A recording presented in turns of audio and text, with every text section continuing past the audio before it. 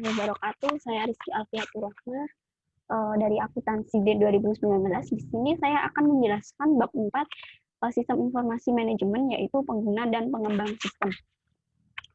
Nah, langsung saja yang pertama, organisasi bisnis.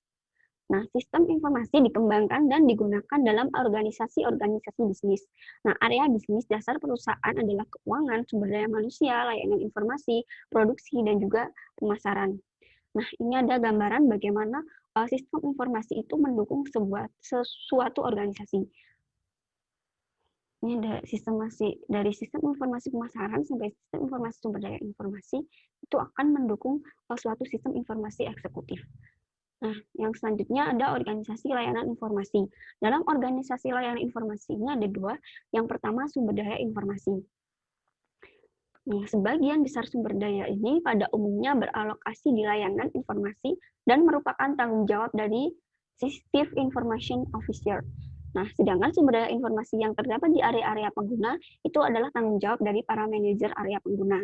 Nah, yang kedua ada spesialis informasi. Nah, spesialis informasi ini meliputi yang pertama analisis sistem. Nah, analisis sistem ini adalah suatu analisis yang bekerja dengan pengguna untuk mengembangkan sistem baru dan memperbaiki sistem yang sudah ada.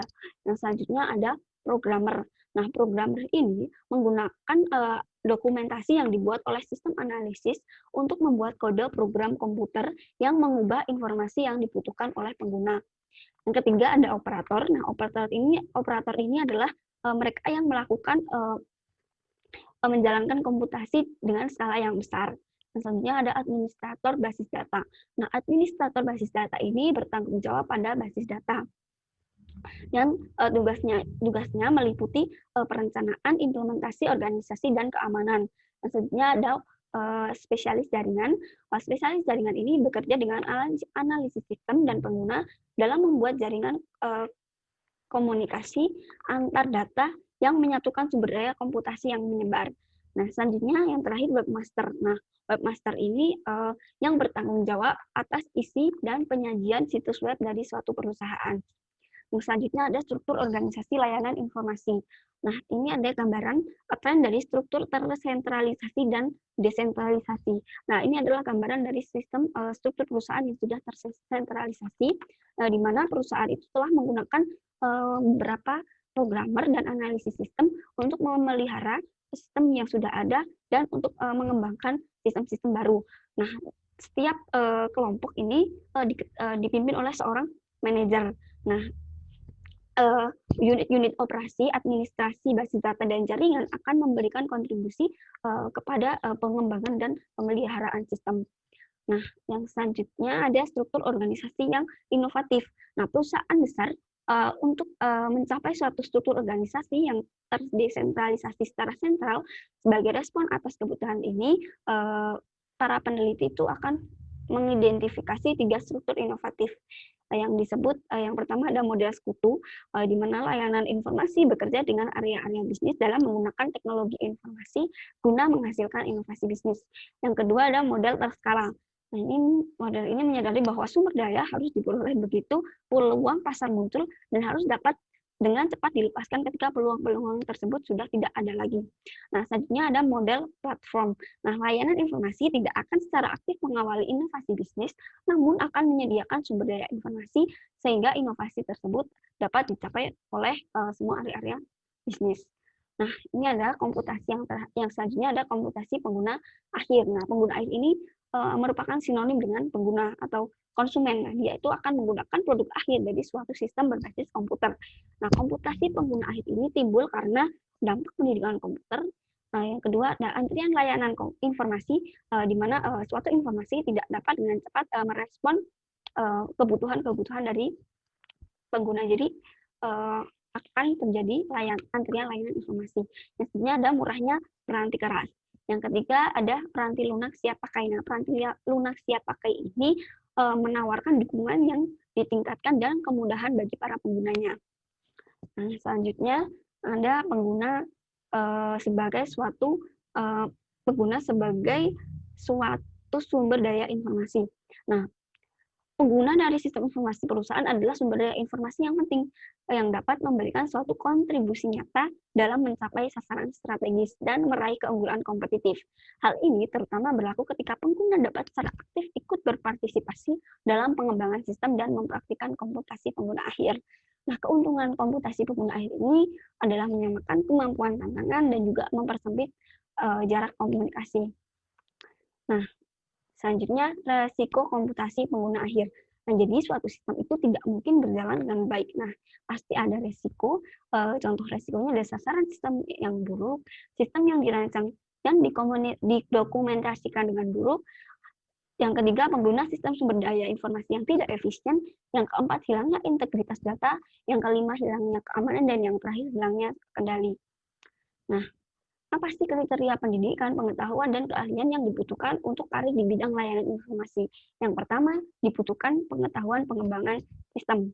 Nah, pengetahuan itu meliputi pengetahuan komputer, pengetahuan mengenai informasi, dan juga dasar-dasar bisnis. Nah, ini terdapat dalam mata kuliah bisnis, akuntansi, keuangan, pemasaran, manajemen, SIM, dan juga operasi. Tentunya ada pengetahuan tentang teori sistem, ada pengembangan sistem, ada pembuatan model, dan juga ada pembuatan model sistem. Dan yang kedua ada keahlian pengembangan sistem. Nah, keahlian-keahlian itu meliputi keahlian komunikasi, di mana kemampuan untuk menyampaikan informasi kepada suatu orang atau lebih dengan menggunakan lisan, tulisan, maupun dengan gambar. Ada kemampuan analitis, ada juga kreativitas, dan juga kemampinan untuk mengarahkan orang lain untuk menjalankan tugasnya.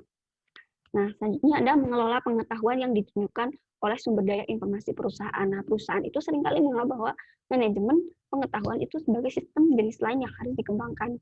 Nah, sistem seperti ini akan menciptakan pengetahuan, mengelolanya, dan mengirimkannya ke pengguna yang tepat. Nah, yang selanjutnya ada otomatisasi kantor. Nah, otomatisasi kantor itu meliputi seluruh sistem elektronik formal maupun informal yang terutama berhubungan dengan telekomunikasi informasi ke dan dari orang di dalam maupun di luar perusahaan. Nah, ini ada gambaran bagaimana OL.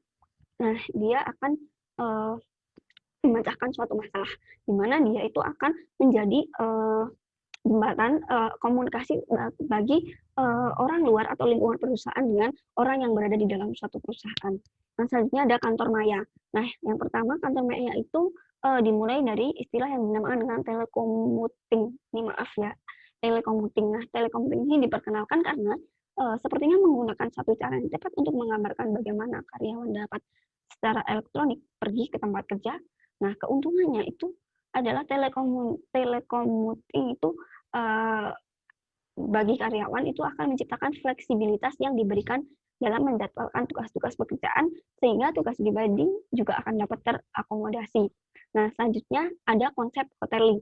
Nah, konsep ini perusahaan menyediakan suatu fasilitas terpusat yang dapat dibagi bersama oleh karyawan. Jika terdapat kebutuhan akan ruangan dan dukungan kantor. Nah, keunggulannya itu adalah pemanfaatan sumber daya dan ruangan yang lebih efektif dan fokus baik pada apa yang dibutuhkan untuk mendukung personel kantor.